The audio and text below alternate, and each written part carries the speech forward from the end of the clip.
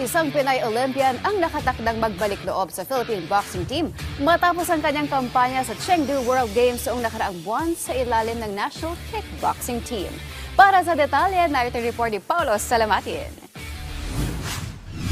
Matapos ang magandang kampanya ni Pinay Olympian Hergy Bacquiadan sa pagsali sa mga ilang local at international tournaments sa ilalim ng Samahang Kickboxing ng Pilipinas, nakatakda siyang bumalik ng Association of Boxing Alliances in the Philippines o ABAP upang simulan ang kanyang paghahanda para sa magaganap na 33rd Southeast Asian Games ngayong Disyembre sa Thailand. Isa si Bacquiadan sa mga may tuturing na versatile athlete ng bansa kung saan iba't ibang combat sport disciplines na ang kanyang sinalihan, kabilang ang pagkwalipika sa pinakamatataas na torneo gaya ng Olympics sa ilalim ng boxing at non-Olympic sport event na World Games sa ilalim naman ng kickboxing.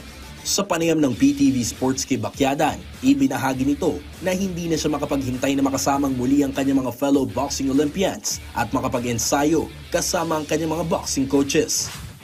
Kikita-kita na naman kami ng Team ABAP, syempre. And namimiss ko na rin yung mga coaches doon. Kulitan and band, talagang closure namin mag-coaches. And di na ako makapag-antay na mag-start ulit, mag-training and makagawa ulit ng panibagong pangalan and maiwagay-way ulit yung flag natin sa ibang bansa.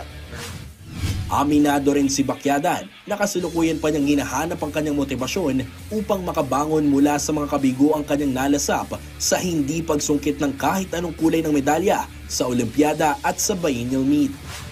Yes, yun. So para sa akin, sa ngayon muna, kailangan ko munang ibalik ulit yung flame ko.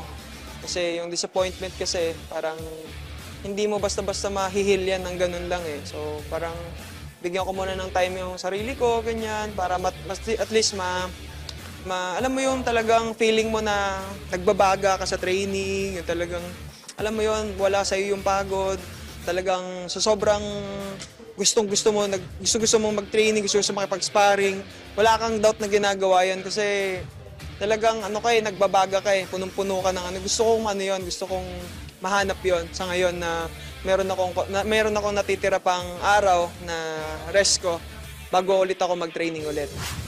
Kasalukuyang inaayos si Bacquiadan ang kanyang pamamaalam sa pamunuan ng SKP bago opisyal na simulan ang kanyang scheduled training camp sa ABAP ngayong buwan kung saan tinatarget nitong laruan ang Women's 70 kg event ng boxing sa SEA Games. Paulo Salamatin para sa Atletang Pilipino para sa Bagong Pilipinas.